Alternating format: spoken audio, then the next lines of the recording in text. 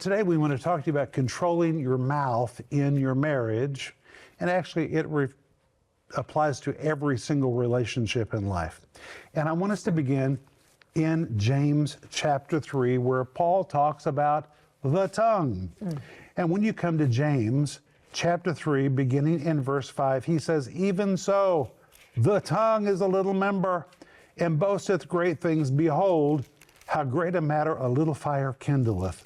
And the tongue is a fire, a world of iniquity. So is the tongue among our members, that it defileth the whole body, and setteth on fire the course of nature, and it is set on the fire of hell." Think about how many times you've said something, and it ignited something terrible, and you were later so sorry that you said it. Words are powerful. Words start wars. Words start strife. But the verse goes on to say, verse 7, "For every kind of beasts, and of birds, and of serpents, and of things in the sea is tamed, and hath been tamed of mankind. But the tongue can no man tame. It is an unruly evil, full of deadly poison." And Denise, I want to read these verses from the RIV. Are you ready for this? I'm All ready. right, hold on to your seat. Listen to these verses from the RIV, James 3, beginning in verse 5. "In the same identical way, the tongue is a physically small organ of the body, but in the same way a rudder controls and directs massive ships. The tongue, though small, can make a remarkably big noise and stir a lot of commotion." Think, are you ready for this? Think of how remarkable it is that a small fire, if it is kindled sufficiently to respark again and again, can stir a fire so great that it can burn down a whole forest.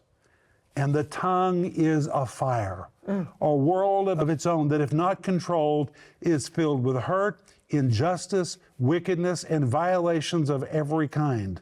The tongue is positioned right in the middle of our physical organs, and if not controlled, has a defiling, spotting, staining, negative effect on the whole body.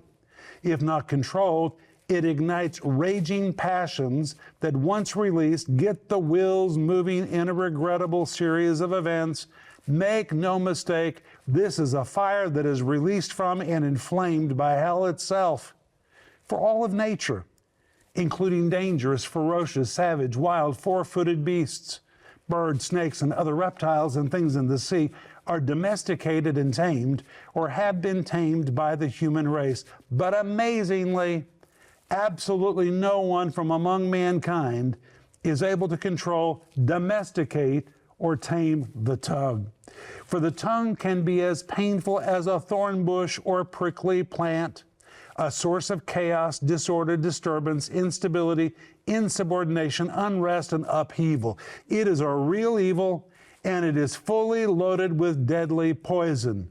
Indeed, the untamed tongue looks for opportunities to shoot its arrows of death at others, and like a poisonous asp or viper, it waits to strike its next victim and press its fangs down deep enough to release its venom into him. The venom is ugly words that produce death in relationships and situations. Denise, that is amazing. That is amazing. And the verse says, "The tongue can no man tame," but the good news is the Holy Spirit can tame the tongue. And if you will submit your tongue to the Holy Spirit, He will help you control your tongue. But James says it's full of deadly poison, and it really is two pictures in Greek. It's the pictures of somebody pulling back an arrow that's loaded with all kinds of poison, which once it hits, it doesn't just strike, it poisons. Or it's a picture of a poisonous snake that puts its fangs into its victim and then pushes and pushes and pushes and pushes. And every time it pushes deeper that venom into its victim. Have you ever been in a situation when somebody began to really lay into you and they just kept pushing and pushing and pushing and pushing, and you just felt like they were trying to put their venom into you? It's really bad. And that's what the tongue does in relationships.